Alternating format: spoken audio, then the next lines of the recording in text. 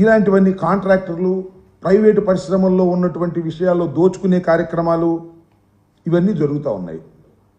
వీటితో పాటు కూటమిలో ఉన్న సభ్యులే ధనార్జన కోసం ఒకరు పోటీ పడుతున్నారు. కొన్ని చోట్ల తన్నుకుంటున్నారు, కొన్ని చోట్ల బజారుకు వచ్చి కుస్తీలు పడుతుంటే పోలీసులు వెళ్ళి సర్దుతున్నారు. సాక్షాత్తు చంద్రబాబు నాయుడు గారే పంచాయతీలు పెడుతున్నాడు. ఇది ఇవాళ రాష్ట్రంలో ఉన్నటువంటి పరిస్థితి. వాటాల కోసం తాపత్రయపడిపోతున్నారు. మొత్తం ఆల్మోస్ట్ ఆల్ ఎవరో కొద్దిమంది తప్ప శాసనసభ్యుల్లో ఒక 10%, 11% లేదా 15% మినహా రాష్ట్రంలో కూటమిలో ఉన్నటువంటి అందరూ శాసనసభ్యులు తమ ఆదాయ మార్గాల కోసం ఎదుక్కునేటటువంటి కార్యక్రమంలో చేస్తున్నారు. మీరు చూశారు, మద్యం పాలసీ మార్చేశారు చంద్రబాబు నాయుడు గారు. అద్భుతమైన పాలసీ తీసుకొచ్చాను, నాణ్యమైన మద్యం అతి చౌకగా ఇస్తాను, దళారులు ఉండరు అని చెప్పినటువంటి చంద్రబాబు నాయుడు గారు ఇవాళ మద్యం పాలసీలో ఏం జరిగిందో నేను మీకు ప్రత్యేకంగా చెప్పాల్సిన అవసరం లేదు. చాలా స్పష్టంగా అర్థమవుతా ఉంది. లాటరీని పెట్టారు ముందు. లాటరీలో ఎవరైనా వేస్తే వాళ్ళ సంగతి తెలుస్తూ ఉన్నారు. తర్వాత మళ్ళీ ఏదో సర్దుకుని అందరి చేత లాటరీ అలౌ చేశారు. కొన్ని చోట్ల అయితే చేయలేదు అనుకోండి. లాటరీలో గెలుచుకున్న వారికి, వచ్చిన వారికి షాపులు మేనేజ్ చేస్తున్నారు. ఇవాళ వాళ్ళు మేనేజ్ చేయాలంటే 30 లక్షలు కట్టమన్నారు. 40 లక్షలు ఒక్కో ప్రాంతంలో ఒక్కో రేటు.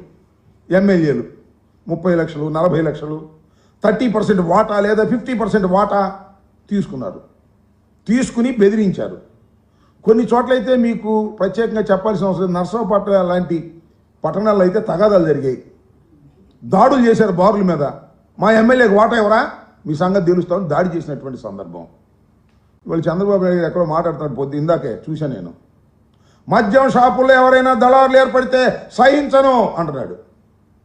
బెల్ట్ షాపులు ఎక్కడ పెడితే బెల్ట్ తీస్తానంటున్నాడు. ఎందుకే ఈ సొల్లు కబుర్లు నాకు అర్థం కాదు. మైక్ ముందేమో అద్భుతమైనటువంటి సొల్లు కబుర్లు చెప్పేటటువంటి కార్యక్రమం. అసలు బెల్ట్ షాపు లేనిది ఎక్కడ చెప్పండి. ప్రతి గ్రామంలోనూ ప్రతి పట్టణంలోనూ బెల్ట్ షాపుల కోసం పాటలు పెట్టారు. బెల్ట్ షాపులు అద్భుతంగా అఫీషియల్గా జరుగుతున్నాయి. ఎక్సైజ్ వాళ్ళు ప్రోత్సహిస్తున్నారు. ఎవరైతే డబ్బులు కట్టలేదో బ్రాందీ షాపుల వాళ్ళు ఎమ్మెల్యేలకి వాటి మీదకి వెళ్ళి రైడింగ్ చేస్తున్నారు, పట్టుకుంటున్నారు, వాళ్ళు ఇబ్బంది పెడుతున్నారు. తెల్లారి పట్టుకొచ్చి ఎమ్మెల్యేలకు డబ్బులు కడుతున్నారు. ఇది జరుగుతున్నటువంటి విషయం. చంద్రబాబు నాయుడు గారు మైక్ ముందు మాత్రం అద్భుతమైనటువంటి ఉపన్యాసాలు చెప్పేటటువంటి కార్యక్రమం చేస్తున్నారు. మద్యం చౌకగా జరుగుతున్నాయి ఇక్కడ చెప్పండి, నాకు అర్థం కాదు. చంద్రబాబు నాయుడు గారు అధికారంలోకి వచ్చాడు, మద్యం ఏమన్నా చౌకగా దొరుకుతుందా? ఎక్కడ చౌకగా లేదు. అంతకన్నా ₹1 ఎక్కువే దొరికేటటువంటి పరిస్థితి మా రోజుల్లో కన్నా. ఈ విధంగా మద్యం షాపుల్లో విపరీతంగా దోచుకునేటటువంటి కార్యక్రమం నారా చంద్రబాబు నాయుడు గారి పరిపాలనలో ఎమ్మెల్యేలు చేస్తున్నారు. ఏ ఊర్లో ఆ ఊర్లో దందాలు చేసేటటువంటి కార్యక్రమం చేస్తున్నారు. ఇది ఒక ఆదాయం ఎమ్మెల్యేలకి. ఏది మద్యం షాపులు, మద్యం వ్యవహారాలు, బెల్ట్ షాపులు, ఇది ఒక ఆదాయం. ఆ ఆదాయం సోర్స్లో తీసుకుంటున్నారు. ఇంక రెండోది ఇసుక, ఉచిత ఇసుక తవ్వుకోవటమే. మా ప్రభుత్వం అధికారంలోకి వచ్చిందనుకోండి, వెళ్ళటం ఇసుక తవ్వుకోవటం వచ్చేయటం అని చెప్పారు. ఎక్కడైనా ఎలా చేస్తున్నారా? ఇసుక రీచ్లు ఎక్కడైతే ఉన్నాయో అక్కడ దాని కాంట్రాక్ట్ పెట్టారు, టెండర్స్ పిలిచారు. ఏమిటి? ఆ ఇసుక తవ్వటం, ఆ తవ్విని ఇసుకను తీసుకొచ్చి ఆ పక్కనే ఒక 2 మైళ్ళలోనో మన స్టాక్ పాయింట్ దగ్గర పోయటం, మళ్ళీ ఆ స్టాక్ పాయింట్లోంచి తవ్వి మళ్ళా లారీలోకి ఎత్తడం. దీనికి కాంట్రాక్టర్లు కావాలి. వేసారు కాంట్రాక్టర్లు. ఎవరండి కాంట్రాక్టర్లు? మన తెలుగుదేశం తమ్ముళ్ళే అందరూ. ఎవడు కాంట్రాక్ట్లో వేయడానికి వీల్లేదు, అప్లికేషన్ పెట్టడానికి వీల్లేదని దబాయించి మొత్తం తెలుగుదేశం తమ్ముళ్ళు తీసుకున్నారు. ఇక చూసుకో, దోచుకోవటమే. ఎంత రేటు చెబితే అంతే. తవ్వినందుకు, పోసినందుకు వాళ్ళు పెట్టిన రేటు వేరు, వీళ్ళు వసూలు చేసే రేటు వేరు. ఇవాళ చౌకగా దొరుకుతుందా ఇసుక? ఎక్కడైనా చెప్పండి నాకు. ఉచిత ఇసుక చౌకగా దొరకట్లా. వైఎస్ఆర్ కాంగ్రెస్ పార్టీలో ఉన్నటువంటి రేటు కన్నా కూడా ఎక్కువగా ఇసుక దొరికేటటువంటి పరిస్థితి, రేటుకు దొరికే పరిస్థితి వాళ్ళ రాష్ట్రంలో ఉంది అంటే ఇది దోపిడీ కాక ఏంటి అని అంటున్నా. చంద్రబాబు నాయుడు గారి పరిపాలన వచ్చిన తర్వాత ఇసుకలో దోపిడీ. ఇంకో చిత్రం ఏంటంటే, మీరు అందరూ ఆశ్చర్యపోవాలి.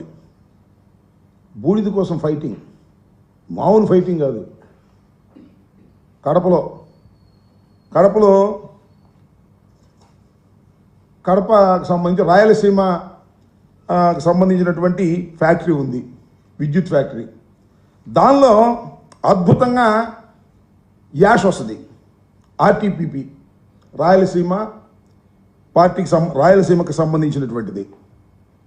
దీనిలో 4,000 టన్నులు ఫ్లై యాష్ ఉత్పత్తి అవుతుంది. ఈ బొగ్గుతో తయారు చేసే విద్యుత్ కాబట్టి బొగ్గు కాల్చేసిన తర్వాత దానిలో 4,000 టన్నుల ఫ్లై యాష్, దాన్నే పాండ్ యాష్ అని కూడా అంటారు. ఆ యాష్ ఏం చేస్తారంటే తీసుకెళ్ళి మన సిమెంట్ పరిశ్రమల్లోనూ లేదా ప్రైవేటు పరిశ్రమలు, ఇటుకరాయ పరిశ్రమల్లోనూ, రాళ్ళు తయారు చేసే పరిశ్రమను వాడతారు ఈ ఫ్లై యాష్. దీని రవాణా కోసం 2 తెలుగు తమ్ముళ్ళు, తెలుగు అంటే ఒక ఆయన పాత వైఎస్ఆర్సీపీ, పాత కాంగ్రెస్ ఆదినారాయణ రెడ్డి గారు, ఆయన ఈ పక్కనే జేసీ ప్రభాకర్ రెడ్డి గారు.